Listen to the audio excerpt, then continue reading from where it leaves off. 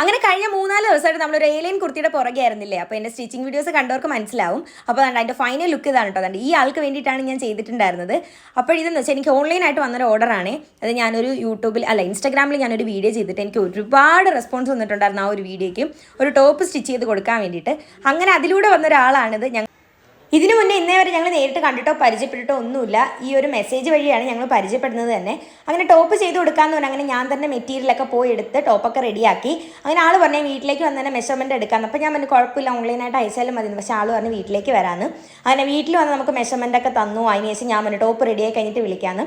അങ്ങനെ ആൾ ഭയങ്കര എക്സൈറ്റ്മെൻറ്റോടുകൂടി വന്നു കേട്ടോ. എനിക്ക് മെസ്സേജ് അയച്ചിട്ടുണ്ടായിരുന്നു, കേട്ടോ ഞാൻ ഇന്ന് ഡ്രസ്സ് എടുക്കാൻ വരും എന്നൊക്കെ പറഞ്ഞിട്ട്. എനിക്ക് നല്ല ടെൻഷൻ ഉണ്ടായിരുന്നു കേട്ടോ. കാരണം എന്ന് വെച്ചാൽ നമ്മളിങ്ങനെ പുറത്ത് ചെയ്ത് കൊടുക്കുമല്ലേ. ഇപ്പോൾ നമ്മൾ അറിയാവുന്നവരൊക്കെ ആണെങ്കിൽ പിന്നും കുഴപ്പമില്ല. പക്ഷേ ഇപ്പം ഞങ്ങളങ്ങനെ വലിയ കൂട്ടുമായിട്ടില്ല. അപ്പോൾ എന്തെങ്കിലും മിസ്റ്റേക്ക് ഉണ്ടെങ്കിൽ എങ്ങനെയായിരിക്കും എന്നൊക്കെ ഉള്ളൊരു ടെൻഷനായിരുന്നു. പക്ഷേ ഉണ്ടല്ലോ വന്നു കഴിഞ്ഞ ആളുടെ റെസ്പോൺസും കൂടി കണ്ടപ്പോഴത്തേക്ക് എനിക്ക് ഭയങ്കര സന്തോഷമായിട്ടുണ്ടായിരുന്നു. എനിക്ക് ഞാൻ ചെയ്ത് കൊടുത്തതിനേക്കാളും ആളുടെ ഹാപ്പിനെസ് കണ്ടപ്പോഴത്തേക്കാണ് എനിക്ക് ശരിക്കും പറഞ്ഞാൽ ഭയങ്കര സന്തോഷമായത്.